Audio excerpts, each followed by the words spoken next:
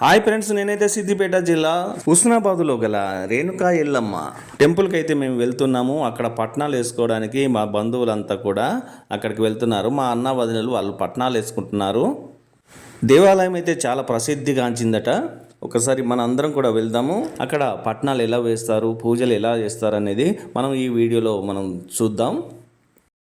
పూజ కార్యక్రమాలు అన్నీ కూడా ఈ వీడియోలో మీకు చూపించబోతున్నాను. తప్పకుండా స్కిప్ చేయకుండా ఈ వీడియోను పూర్తిగా చూడండి. అలాగే ఈ వీడియోను లైక్ చేయండి, షేర్ చేయండి, మీ అభిప్రాయాన్ని కామెంట్ రూపంలో తెలియజేయండి. ఎప్పుడో చిన్నప్పుడు ఈ వ్యాన్లో వెళ్ళడం జరిగింది. మళ్ళీ ఇప్పుడు ఈ సందర్భం వచ్చి ఈ వ్యాన్లో అయితే వెళ్ళడం జరుగుతుంది.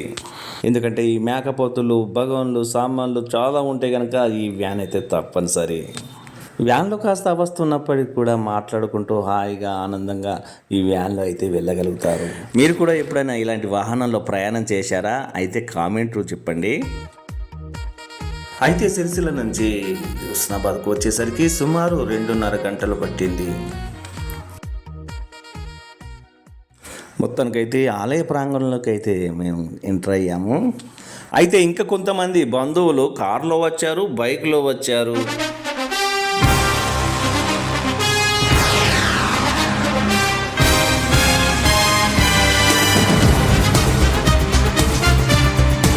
వాహనం అయితే దిగుడు ఆలస్యమే లేదు.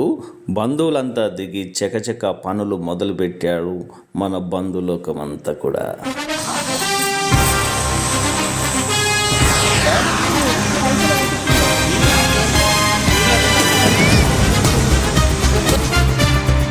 ప్రొద్దునైతే ఏం తినలేదు కనుక ముందుగా అయితే ఉప్మానైతే తయారు చేయడానికైతే సిద్ధంగా ఉన్నారు. ఒక అరగంట తర్వాత ఉప్మా రెడీగా ఉంది. నేనైతే ఉప్మా తినేసి అలా గుడికి ఒకసారి వెళ్ళొద్దామని అనిపించింది. ఇదే ప్రధాన గర్భగుడి, శ్రీ రేణుకా ఎల్లమ్మ. ఇక్కడ చిత్రపటం కూడా కనబడుతోంది. లోపలికి అయితే వెళ్దాం రండి.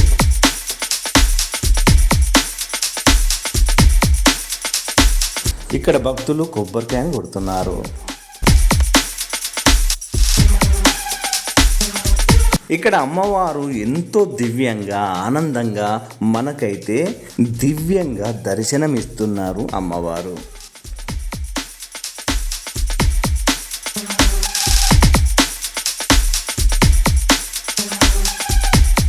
మహాగణపతి పక్కన డొక్కలయ్య. ఇక్కడైతే పరశురాముడు పులిపైన కూర్చున్నాడు. పక్కన చంద్రాలదేవి. అమ్మవారు రేణుకా ఎల్లమ్మ దేవి పక్కన జమదగ్ని మహాముని చిట్కలనాథుడు ఉన్నారు.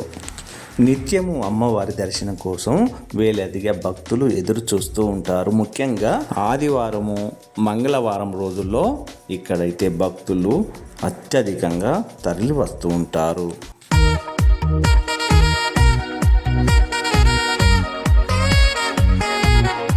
గర్భగుడిలో నిత్యము జ్యోతి వెలుగుతూనే ఉంటుంది. గుడి ముందైతే ఇలా కొబ్బరికాయలు కొడుతూ ఉంటారు.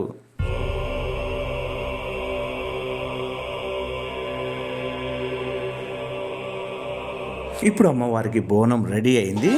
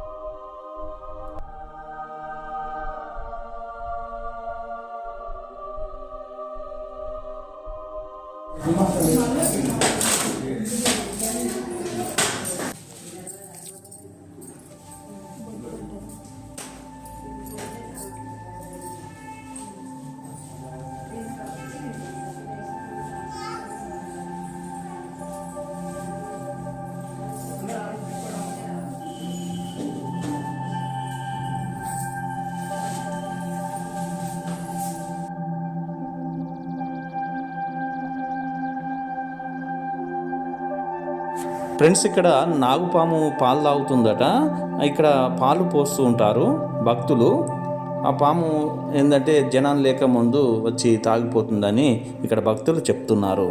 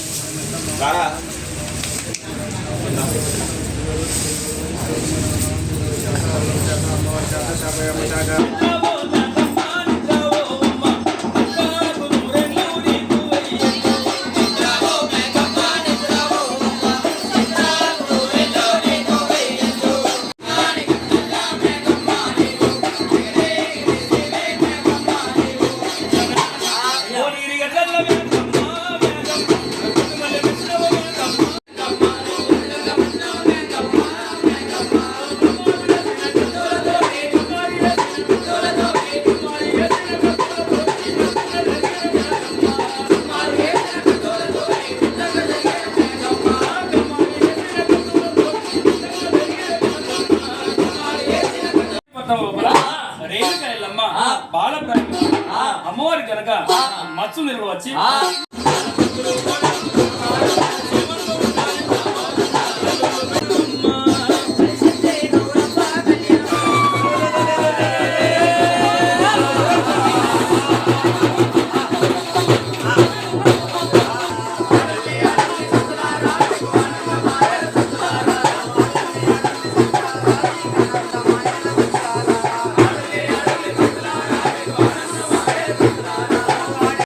కార్యక్రమాలన్నీ పూర్తయ్యేసరికి సాయంత్రం అయిపోయింది. ఇది మిత్రులారా ఈ వీడియో కనుక నచ్చితే లైక్ చేయండి, షేర్ చేయండి. మీ అభిప్రాయాన్ని కామెంట్ రూపంలో మాకు తెలియజేయండి. నమస్తే, మీ గణేశ్వర్ వేంగల. సంతోషం నాది. ఉస్నాబాద్ నేను ఊరూరి తిరిగేదాన్ని. 10,000 నీకు. సంతోషంగానే నాకు, ఆనందమే నాకు బాల. 10,000 నీకు.